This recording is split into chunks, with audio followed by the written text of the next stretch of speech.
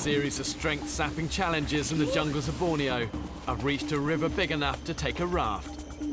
If I can build one from bamboo, this could be the route to civilization. Serious sized bamboo, this. Build a ship.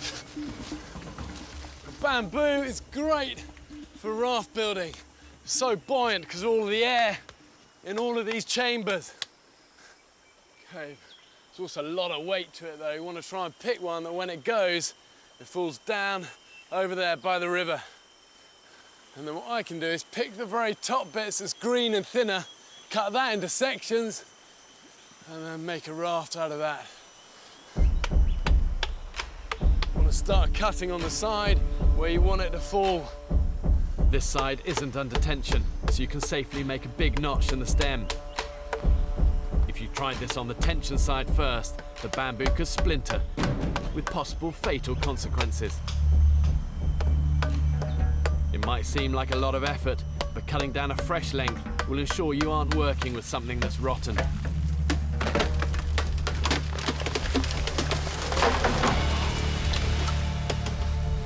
There you go.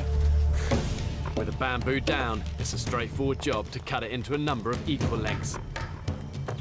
First bit going down. Let's build it down there. These cut sections might be full of air pockets, but they're still pretty substantial. Let's lay this out down here. And once these poles are lashed together with sticks and rattan twine, the raft will be difficult to move on the land.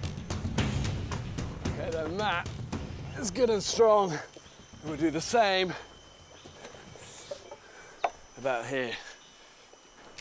Okay. To ensure your raft is buoyant enough to keep you out of the water, it's often worth building a second platform. Okay, so put this on top of that one. Then lash them together. Making the raft long and thin will help you in fast-moving water. If you build something too wide, you're more likely to get turned broadside and then flipped. You want something like a canoe, long and sleek, and you can pick a line through any rapids. Okay, not sure what my Ron Navy buddies would think of it, but I'm happy it's finished. I just need a paddle. Splitting a length of bamboo and shaping it gives me a simple paddle. Don't win any races, it's gonna work. Okay, let's get this thing launched.